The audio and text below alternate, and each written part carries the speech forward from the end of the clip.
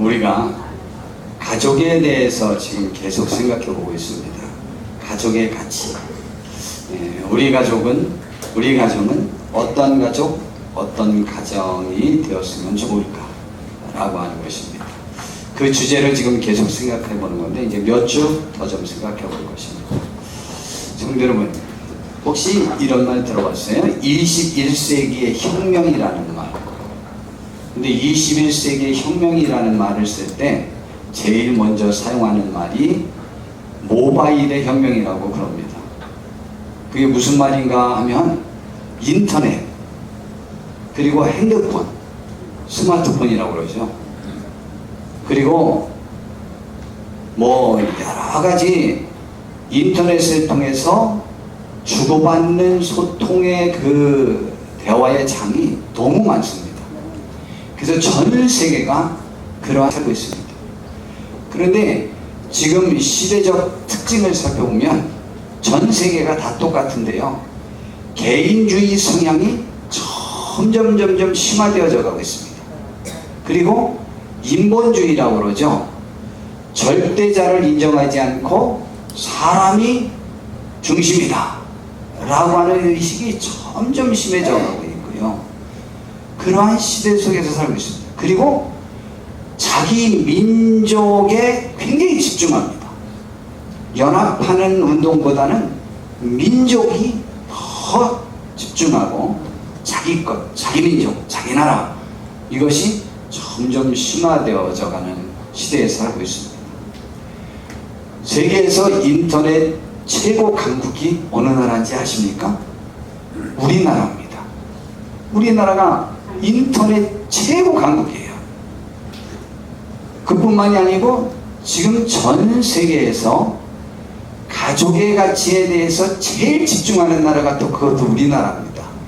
혹시 자녀 교육에 관해서 제일 돈을 많이 쏟는, 조금 이따 나올 건데 그 나라가 어딘지 압니까? 우리나라입니다. 자녀 교육에 관해서 정말 미친 듯이 매어다닙니다. 그래서 가족, 내 가족, 내 가정, 이 의식의 세계에서 우리나라가 제일 강한데, 그런데 선진국의 다른 나라의 가족의 가치와 우리나라의 가족의 가치가 다릅니다. 다른 나라의 가족의 가치는요, 그 가족을 통해서 공공질서와 국가관, 사회관을 인식시켜주는 그러한 가족의 교육의 장으로 가정이 쓰임받고 있다면, 우리나라의 가족은 우리나라 내 가족, 내 자녀를 건드리면 학교에 가서 선생님에게 다짜고짜 가서 뺨을 때릴 수 있는 나라, 가장 강력한 나라가 우리나라입니다. 공공의 질서, 공공의 가치, 국가의 가치, 사회의 질서에 관해서 제일 둔감한 나라가 우리나라입니다. 개인주의가 세계에서 제일 강하고 가족에 대한 가치를 제일 존중히 여기지만 사회 질서를 제일 가르치지 않는 나라가 우리나라. 그러면은 가족의 가치를 가장 귀중히 여기는 것. 제가 계속 지금 가족에 대한 설교를 하려고 하는 것입니다. 가족이 얼마나 중요한지에 관해서. 여러분, 사람들이 죽기 전에 후회하는 것 10가지, 30가지 다 해놓으면 무조건 제일 첫 번째가 다 어느 나라든 누구든 똑같은 말을 하는데, 내가 가족과 함께 많은 시간을 보내지 못했답니다. 그것이 첫 번째입니다. 자, 그런데 우리나라가 그렇게 가족의 가치를 중요시 여기는데 어느 정도 심하냐면요, 내 가족을 건들면 하나님은 조금도 기준이 되지 않습니다. 내 가족을 건드리면 하늘나라로 쳐들어갈 거예요. 두 번째, 내 가족을 건들면 국가도 버리고 떠납니다. 내 가족을 건들면 공공의 질서는 전혀 의식이 없습니다. 그렇게 가족을 중요하게 여깁니다. 그런데 실제 삶의 지표를 보면 전 세계에서 우리나라가 내 가족을 가장 파괴합니다. 내가 스스로. 그러면서 내 자녀에게 가장 집중하는 듯한 의식을 보입니다. 이걸 갖다가 말과 행동이 다르다라고 해서 이율배반적이라고 말해요. 우리나라의 세계 1위의 지표를 살펴보려고 합니다. 그런데 한문에 다 넣었네. 그냥 읽으면 되니까 제가 그 세계 1위 것들이니까 자살률 1위, 청소년 자살률 1위 그렇게 안 하고 그냥 전부 불러드리면 이게 다 1위입니다. 우리나라가 전체 자살률, 청소년 자살률, 낙태율, 이혼율, 저출산율. 저출산율은요, 우리나라가 세계 최초로 1점대의 출산율을 떨어뜨린 나라가 되었습니다. 한동안 싱가포르를 나라라고도 하고 안 하는데 싱가포르가 1% 이하로 잠깐 떨어졌습니다. 근데 이제 우리나라가 그것도 앞섰습니다. 최초로 이제 국가 전체로 우리나라가 1점대 이하로 됐습니다. 이 말은 한 해에 죽는 사람이 태어나는 사람보다 많다는 겁니다. 그럼 우리나라는 앞으로 인구가 줄어들 거라는 거예요. 절출산율, 고아수출, 교통사고 사망률, 제왕절개, 노동시간, 1인당 술 소비량, 음주운전율, 음주운전 사고율, 흡연율, 청소년 흡연율, 위암 발병률, 간암 사망률, 결핵 사망률, 당뇨병 사망률, OECD 국가 중 강간율, 빈부격차, 사교육비, 학교 교육비 가계부담률, 교사평가도 최하위, 국민소득 대비 부동산값, 자살 사망률, 유아육이 12,000명, 고아수출, 해외로 입양시키는 것이 여지껏 16만 명, 세계 1위입니다. 해외 진출 매춘 여성 12만 명, 세계 1위. 저는 이거는 아주 예상치 못한 통계입니다. 저는 우리나라보다 훨씬 못 사는 다른 나라 여성들이 그러는 줄 알았어요. 근데 우리나라 여성이 그것도 세계 1위인 것은 마음이 아파요. 근데 대부분 생활비 곤란 때문인데, 생활비 곤란 때문이겠습니까? 다른 나라가 우리나라보다 살기 훨씬 어려운 나라가 많죠. 우리나라가 세계 20위 안에 드는데 잘 살기로. 그런데 가치관의 문제입니다. 그리고 가출 청소년 50만 명, 비율이 1위랍니다. 저는 일본일 줄 알았어요. 40대 남자 사망률 세계 1위, 독서 안 하기, 정신병원 강제 입원율, 그리고 전직 대통령 구속률, 가짜 간첩 조작 국가. 이게 우리나라가 세계 1위입니다. 혹시 이 1위 말씀을 들으시면서 무슨 생각을 가져보셨습니까? 과연 우리가 가족의 가치를 귀중히 여기는 삶의 모습을 보이고 있는 것인가 라고 하는 문제입니다.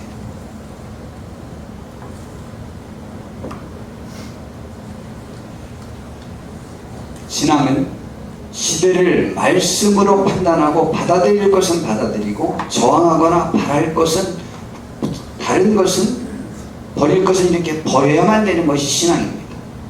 그래서 하나님은 로마서에 우리에게 말씀하시기를, 그러므로 형제들아 내가 하나님의 모든 자비하심으로 너희를 권하노니 너희 몸을 하나님이 기뻐하시는 거룩한 산제물로 드려라. 굳이 말하면 말로 하지 말고, 이 예배가 중요하지만 더 중요한, 그보다 더 중요하게 여길 것은 삶 속에서 우리 자신을 하나님의 자녀답게 살아라. 이것이 우리를 제물로 드리라는 거예요. 이는 너희가 드릴 영적 예배, 진정한 예배다. 하나님이 받으실 만한 예배가 된다는 것입니다. 너희는 이 세대를 본받지 말고, 그래서 어떻게 해야 되느냐? 이 세대의 모습 중에 아름다운 미품 양속, 아름다운 사회의 규범들, 아름다운 약속들은 지켜야 됩니다. 좋은 풍습들.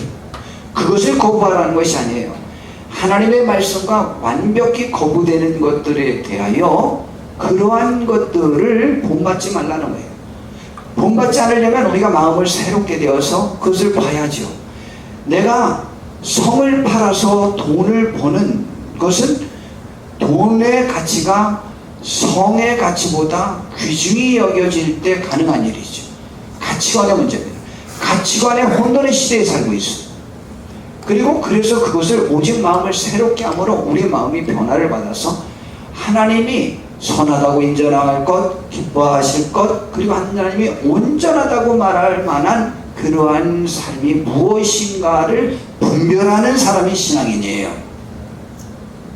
오늘 본문에서 살펴볼 수 있는 것들 세 가지가 있습니다. 오늘 본문에 봤더니 마침 알렉산더와 루포의 아버지인 구레네 사람 시몬이 시골로부터 와서 지나가는데 그들이 그를 억지로 같이 가게 하여 예수의 십자가를 지었다고 그랬어요.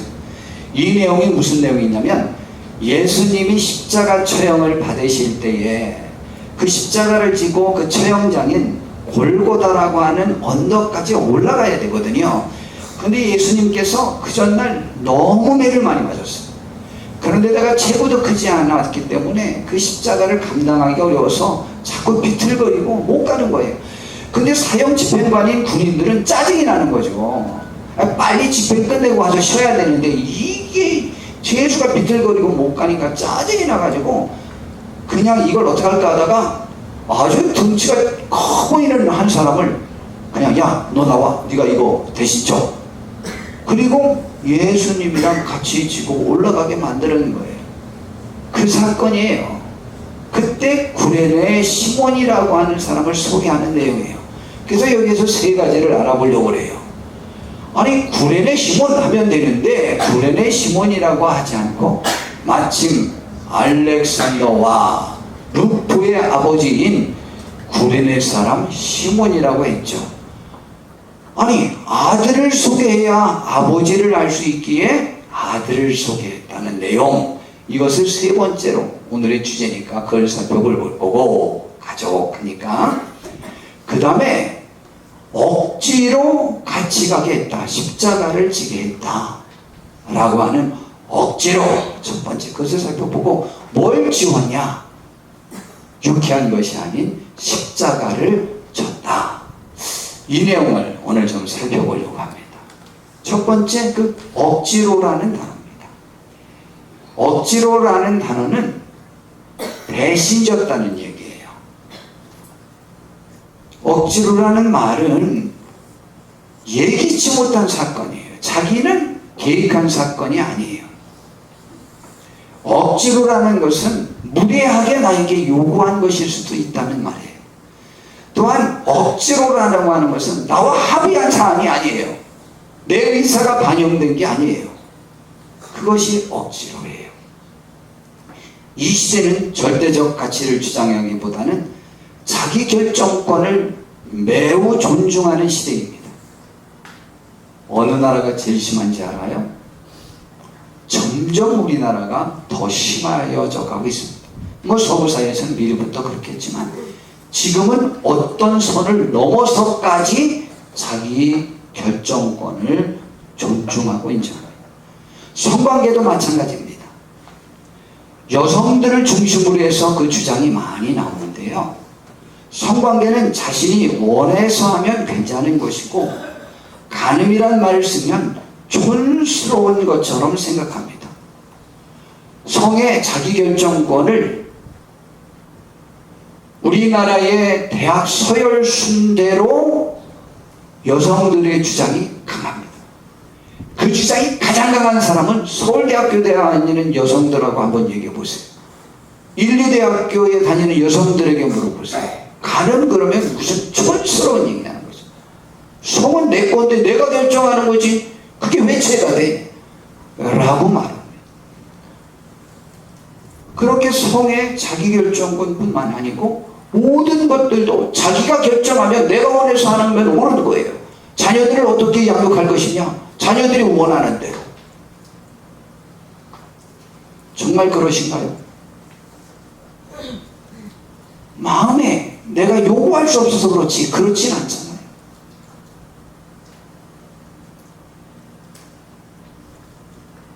그래서 거의 모든 부분에 합의라는 말을 좋아합니다.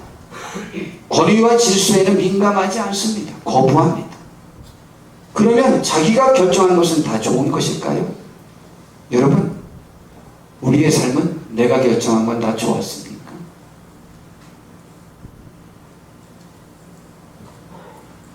약 15년 전에 헤어진 우리 청년들 제가 만나봤습니다. 15년, 20년 전이죠. 그 아이들을 만나서 너 그때 나한테 약속했잖아. 학교 그만두게 허락하면 반드시 내가 검정고시에서 바로 합격하겠다고. 너 지금 안 지켰잖아? 내가 2주 전에 물어봤어요. 목사님, 그게 마음대로 안 되대요. 후회스러워요.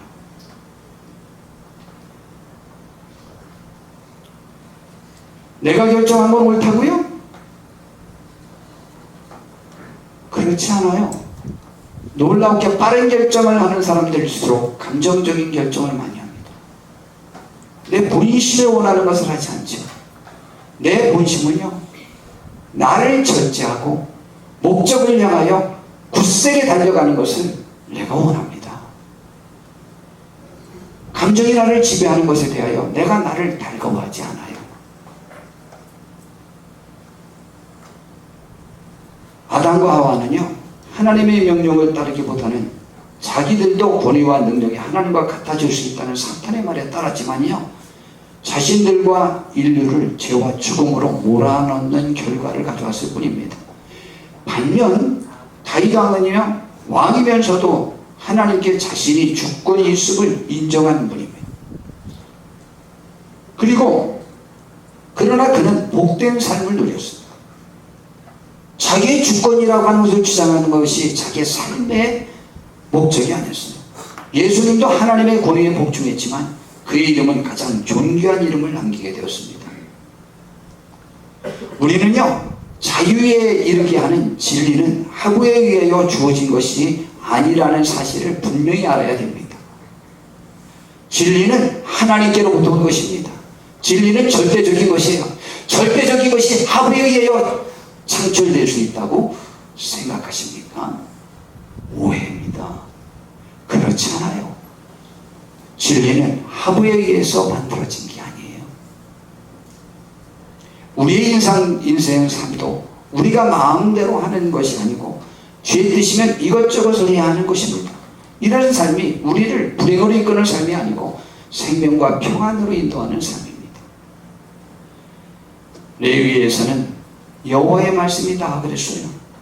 너희를 향한 생각을 내가 안 하니 평안이요 재앙이 아니니라.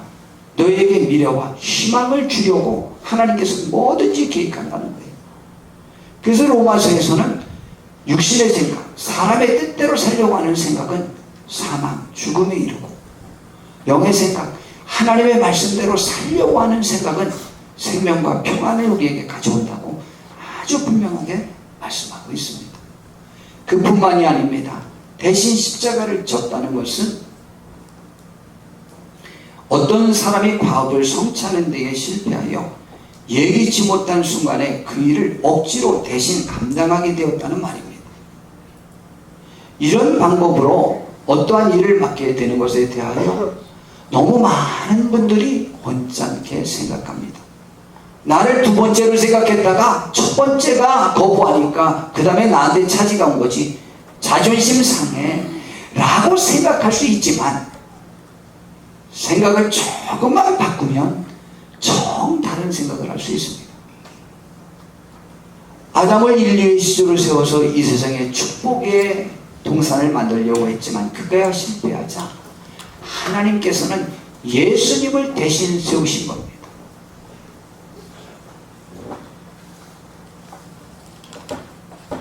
사울왕을 초대왕으로 세웠는데 그가 잘못하자 하나님께서는 대신 다윗왕을 세웁니다. 인류 역사상 가장 복된 사람, 예수님을 사람의 반열에 넣느냐에 따라서 다를 수 있겠지만 예수님이 가장 복된 분 아니에요? 두 번째는 사람 중에 이 세상에서 제일 복받은 가문은 다윗왕 가문입니다. 근데 다윗왕은요 대신 왕이 됐어요. 어쩌게 생각하지 않았어요. 왜 나를 진짜 뽑지? 그렇게 안 했어요. 동안에 자기의 힘으로 됐다는 생각을 한 번도 가져보지 않았어요. 왕인데도 불구하고 주권은 하나님께 있다라고 인정한, 왕이 그러기 쉽습니까? 어렵습니다. 그 많은 재산 헌금하면서 하나님이 주신 것으로 갚았을 뿐입니다. 내 것은 원래 하나도 없었습니다. 그는 그런 삶을 살았습니다. 그 가문이 예수님을 후손으로 두게 됐고 가장 복된 가문이 되었습니다. 대신 억지로 갑자기 아무 이유 없이 주어질 때 우리는 그거에 대해서 거부하지 마십시오. 우리는 상황과 절차보다 그 사안에 집중하는 분들이 되시기를 진심으로 바랍니다. 그 다음에 십자가라는 표현이에요. 억지로 진 것이 십자가예요. 왕도 아니고 억지로 부자 되는 것도 아니고 억지로 십자가 지게 됐어요.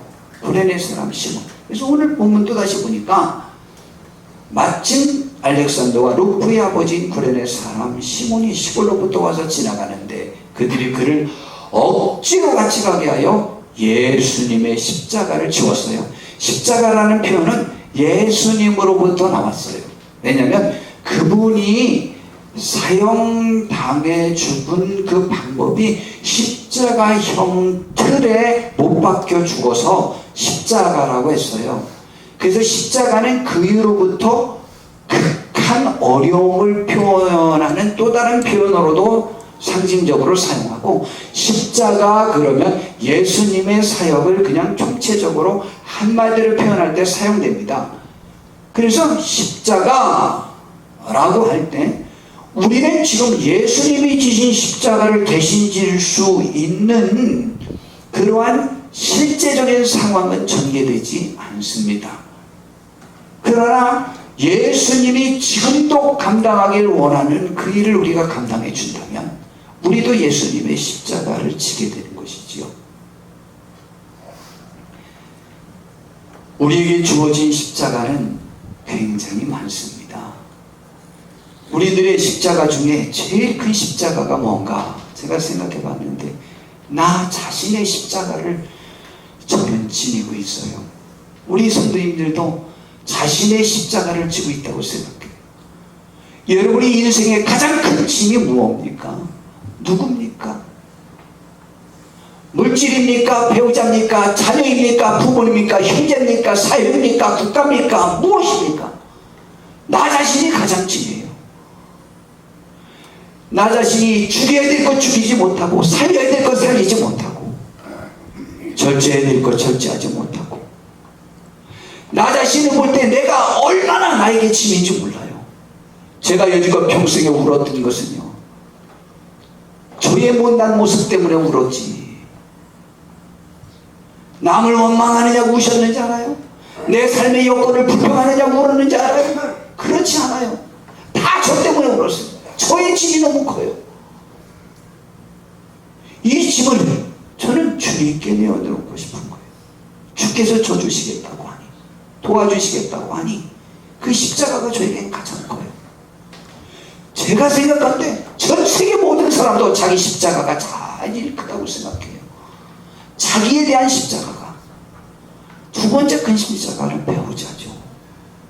배우자만큼 큰 십자가가 어디 있어요? 배우자가 큰 십자가죠. 정말 많이 큰 십자가죠. 배우자 정말 조심하셔야 됩니다. 남편들의 책임이 가정을 잘 일으키는데 제가 보기에는 7, 80%의 책임이 있다고 생각해요. 그러나 아내 되신 분들이요, 잘 생각하셔야 해요. 우리 우스갯소리 있잖아요. 예비군 훈련을 갔는데 그 교관이 좌우지간 여러 가지 문제 중에 이 한 가지를 물어봤어요. 여러분, 아내 말에 안 따를 수 없고 아내 말에 다 순종하고 따르는 사람 이쪽에 서시고, 아내 말과 전혀 상관없는 사람 이쪽에 서세요. 그랬더니 수백 명이 다 이쪽에 섰는데 한 사람만 여기 있더래. 당신은 어찌하여 그렇게 간이 커서 여기 있느냐 그랬더니 내 아내가 오늘 내가 예배군을 연간다니까 절대 사람 많은 데로 가지 말라고 그래가지고 보니까 다 저쪽으로 가길래 내가 여기에 있었다고. 내 아내 말 듣느냐고.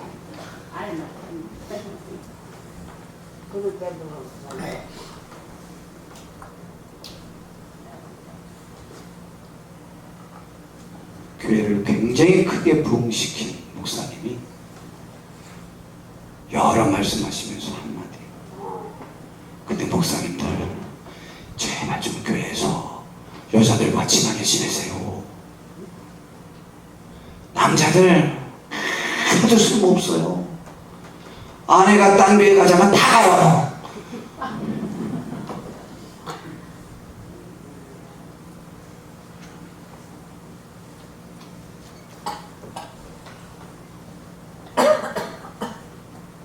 남편들이 그럽니까? 아내들이 그럽니까? 자식만 잘못되면 아내에게 다 당신 책임이야 그러는 남편들하고, 아내들이 남편에게 당신 책임이야 하는 말과 누구 말이 훨씬 많습니까?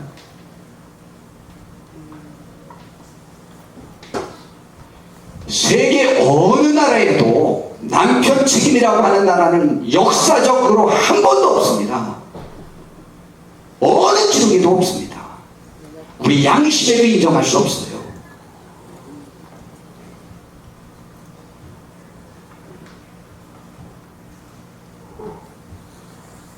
아담이 하나가 먹으라는 죽어야 되는 선악과를 안 먹을 수 없다니까요.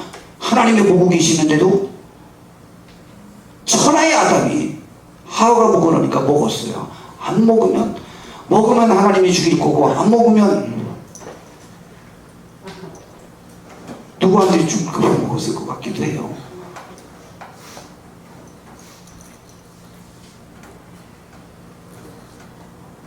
십자가, 배우자의 십자가가 있습니다. 하나님은 이 십자가를 잘 감당하기를 원하고 계십니다. 십자가를 내려놓지 마세요. 잘 감당하세요. 자녀의 십자가, 부모의 십자가, 경제적인 십자가, 질병의 십자가, 여러 십자가, 사회환경의 십자가, 이웃의 십자가, 국가의 십자가, 여러 십자가가 우리에게 있을 수 있습니다. 감당해야 될 것은 어느 때는 억지로 불가항력적으로 나에게 나의 의지와 상관없이 주어진 십자가라고 할지라도 감당해야 될 것은 감당하세요. 주님은 이렇게 말씀하셨습니다.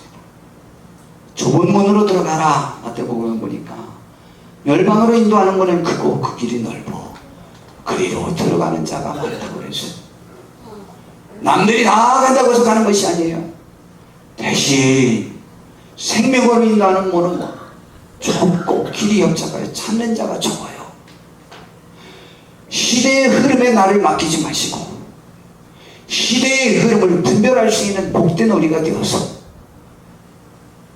주님이 말씀하시는 대로 나를 따르고자 하는 자는 자기 십자가를 지고 따르라고 했으니 우리 십자가를 벗어 버리지 말고 감당하면서 주님께 도움을 청하여 감당하고 십자가를 기쁘게 지는 복된 분들 되시기를 정말 바랍니다. 세 번째, 우리 가족을 살펴보려고 오늘 이것 본문을 선택한 거예요. 오늘 본문을 다시 읽어보니까 마침 알렉산더와 루프의 아버지인 구레네 사람 시몬이라는 사람에게 그 십자가를 지웠다는 것입니다. 마가복음이 65년서 67년경에 기록이 됐습니다. 예수님은 몇 년에 돌아가셨냐면 계산을 잘못해서 원래 33년에 돌아가셔야 되는데 계산이 차고 나서 실제는 29년에 돌아가셨어요. 예수님이 태어나신 날을 그 해를 기원 원년으로 삼으려고 계산을 했는데 4년 차고가 나서 사실은 예수님이 기원전 4년에 태어나셨어요. 지금 이 2018년도가 원칙적으로는 예수님이 태어나신 다음에 2018년 됐다는 것인데 실제는 2022년이 되는 거죠. 그래서 예수님이 33살에 돌아가셨으니까 29년에 돌아가셨어요. 그러면은 마가복음이 65년서 67년경에 기록이 됐으니까 여하튼 예수님이 돌아가신 후에 약 35년 이후에 기록이 된 것이 분명해요. 35년 정도. 그러니까 이 지금 예수님이 돌아가시는 날 구레네 시몬이 있었죠. 그러니까 구레네 시몬이 예수님의 십자가를 대신 진 다음에 지금 약 35년이 지났다는 거죠. 그런데 이 마가복음은 누구를 대상으로 썼느냐면 64년에 로마의 네로 황제가 불을 놨어요. 그래서 로마 시내 행정구역 중에 11개 구역 중에 4개만 남고 다 타버렸어요. 나중에 원인이 밝혀졌는데 네로 황제가 원하는 장소에 극장을 짓고 싶었어요. 방법이 없으니까 몰래 불을 놓은 겁니다. 시켜서. 그래서 태워버리고 거기다 극장을. 그래서 흉흉한 소문이 일어났는데 그러다가 네로가 자기가 실각하게 될까봐 두려워서 기독교인들을 책임자로 몰아붙이고, 왜냐하면 기독교는 하나님이 나중에 불로 심판한다고 하니까 그래서 불났다라고 해서 기독교인들을 그래서 대신 또 죽이기 시작해서 받게 됐습니다. 그래서 그 흉흉한 상태에서 세계 기독교가 다 로마 제국 내에 있는데 그 기독교인들이 지금 두려워 떨게 되고 심한 핍박을 받게 되었습니다. 그들에게 십자가 진 같은 고생, 사형을 당하고 그 굉장한 어려움을 겪는 그때에 예수 그리스도께서도 억울하게 누명을 쓰고 십자가를 지셨다 라면서 그들에게 위로하려고 쓴 것이 이 마가복음인데, 복음서 마태, 마가, 누가, 요한복음 이 4개 복음서 중에 제일 먼저 쓴 거예요. 자, 그러면 이 저자는 마가라고 하는 사람인데, 마가는 전도하러 나갔다가 처음에 실패하고 돌아와서 바울 사도가 굉장히 상처를 받게 만들었던 사람 중에 하나인데, 나중에 돌이켜서 베드로 사도를 쫓아다니면서 이후에 바울 사도에게도 귀한 일꾼이 되었던 사람이 이 마가입니다. 그리고 마가는 마가의 다락방에서 교회가 시작됐잖아요. 그 집안 출신입니다. 그가 이제 이것을 그들을 격려하고 위로하기 위해서 쓴 편지예요. 로마 사람들이 주로 보도록 쓴 편지, 그것이 마가복음입니다. 그런데 그들에게 저 사건을 소개하려고 하는데 그냥 구레네 시몬이 졌다 이렇게 하면 좋은데, 그렇게 하면 남들이 구레네 시몬이 누구야? 그럴까봐 구레네 시몬이라는 사람을 한 번에 알아듣게 하려면 그들이 모두 알고 있는 사람으로부터 족보를 따져 올라가야 쉬울 것 같아서 분명히 저 표현을 쓴 것일 것이에요. 알렉산더와 루포의 아버지인 구레네 사람 시몬이라고 했습니다. 여러분, 내 자녀가 어떻게 되면 우리는 염려하지 않고 눈을 감을 수 있고 염려하지 않을 수 있을까요? 예수님의 어머니 마리아는 임신하기 전에 알았습니다. 그리고 아기를 낳은 다음에도 계속 예언을 해서 자기 아들 예수님이 그런 죽음을 당할 것을 알고 있었습니다. 그리고 사형 집행당하는 모든 과정에 예수님의 어머니가 쫓아오면서 울었습니다. 그 예수님의 어머니 마리아는 행복한 여인일까요? 불행한 여인일까요? 모든 예언자들이 말하기를 행복한 여인이요 라고 그를 칭찬했습니다.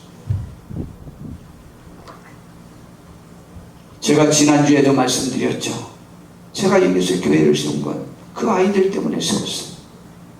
그들 집에 찾아가면은 그 어머니가 저를 미리 그 아들과 함께 가서 알았던 어머니들은 괜찮지만 그 그렇지 않은 어머니는 문을 못 열어줘요. 뭐라고 하는지 알아요? 누구세요? 왜 그러는데요? 누구 찾아왔는데요? 그 질문을 할 때 제 마음이요 찢길 듯 아파요. 어떻다고요? 이게 또 내 자식이 사고 쳐가지고 경찰서에서 찾아온 게 아닌가 싶어가지고 문을 못 열고 물어보는 거예요. 그 자식이 집에 있으면 꼴보기 싫어서 밟아버리고 싶고 안 보이면 걱정이고.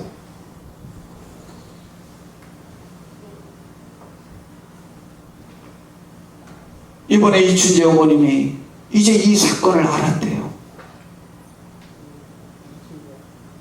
아니 그 사건을 내 아들이, 그리고 너무 충격받아가지고 병원에 입원했던 분이 퇴원하셔도 이제 잠적해버리셨어요. 내 아들이 예수님이라면 우리는 어떠하실까요? 마음이 찌끄니 아프지만 얼마나 자랑스럽고 좋을까요? 알렉산더와 루포, 그 아들이 세계에서 유명한 기독교인이 되었단 말이죠. 알렉산더와 루포만 하면 모두가 아는 기독교인이 되었단 말이죠. 내 자녀를 만약 하나님의 말씀의 가치에 온전히 사로잡힌 사람으로 세상에 내놓는다면 나는 영영화 걱정이 없잖아요.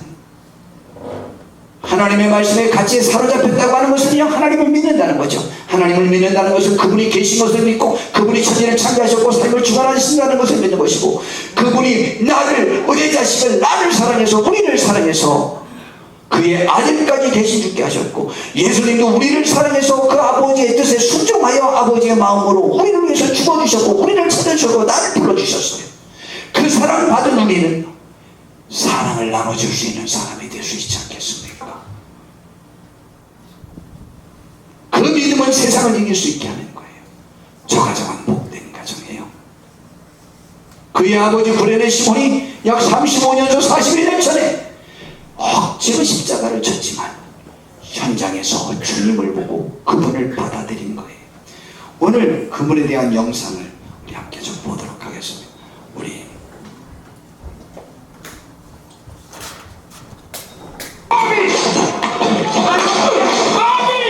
약간만 들려주세요. Idee non potestis, quodiste amo procedere sicut optum? 예. Potest. Iuvate. 예수님이 하도 못 가니까 군인들이 막 때리니까 이 백부장이, 야 이 미련한 것들아 지금 못 가는데 때리기만 하면 되냐? 다른 방법을 찾아라 그랬어요. 이 사람이 구레네 시몬입니다. 너 그래 너 이리 와봐. 그래 너 이리 와봐.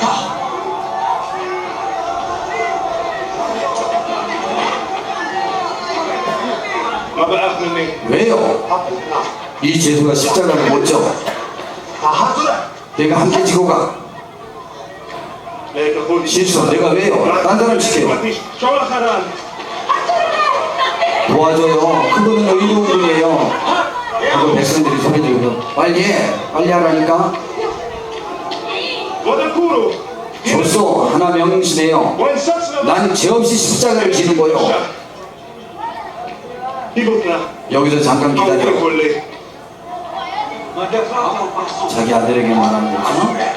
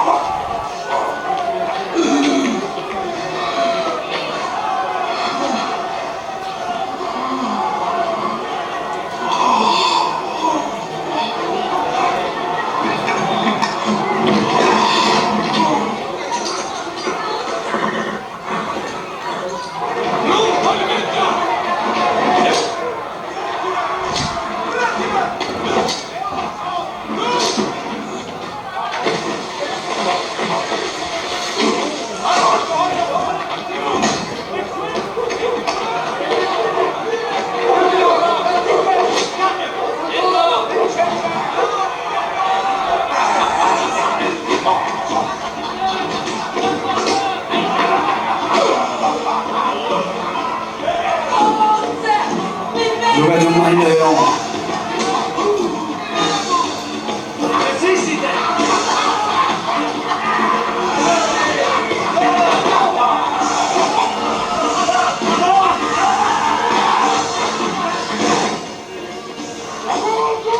그만들 해. 그만들 하라고.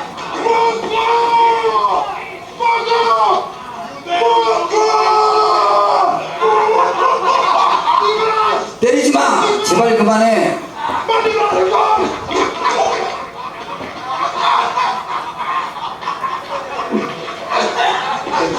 이 사람을 때리면 한 발짝도 안 가겠어. 내겐 어찌하든 상관없어.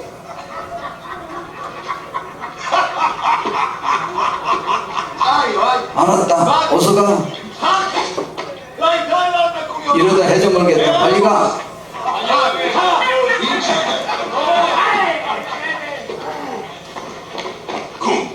빨리 가. 유대인.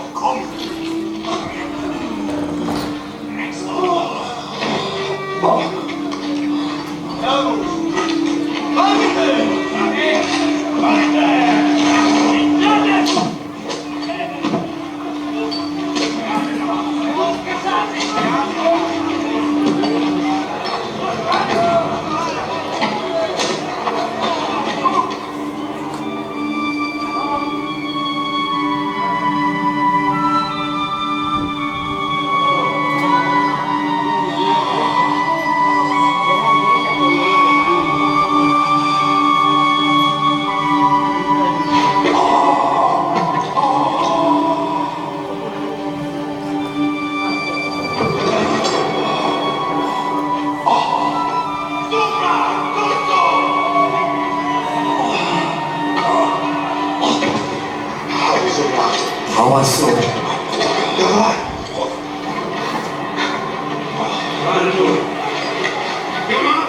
조금만 참아요.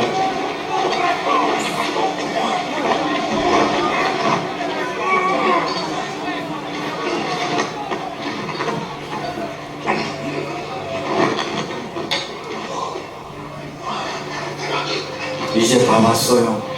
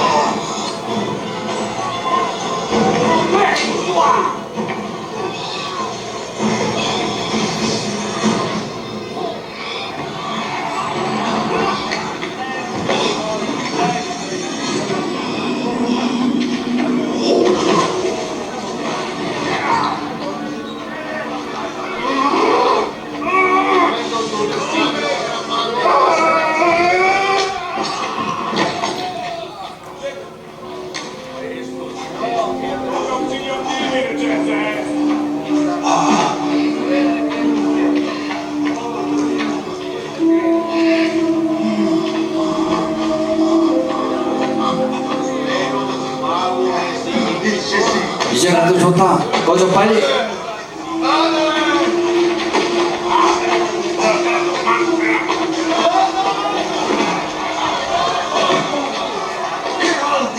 빨리 일어나. 어서 일어나.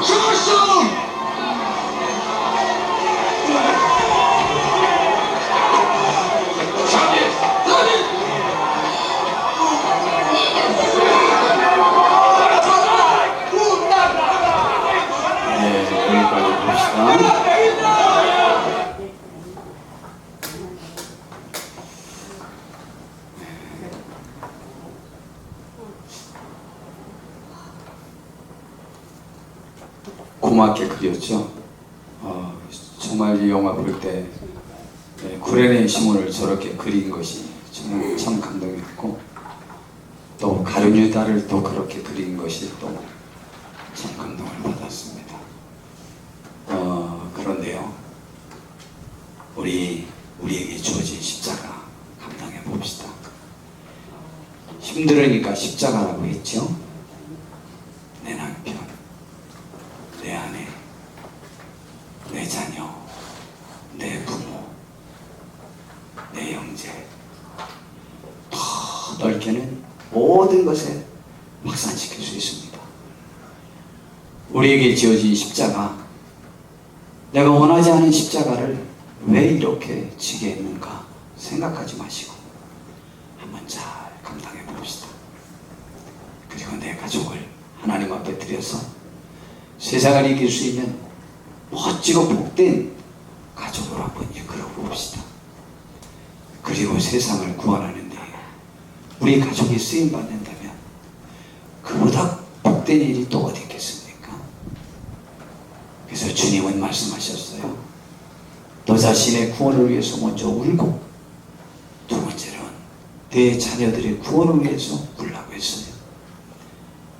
우리 자녀를 위해서 기도해 주시고, 내 배우자를 위해서 기도하시고, 내 부모님과 형제 자매들을 위해서 기도하시고, 교회를 위해서 기도하며 민족을 위해서 기도하여 하나님께 영광 드리고 세상을 이기는 우리 모두가 되고 우리들의 가족과 가족이 되기를 진심으로 바랍니다.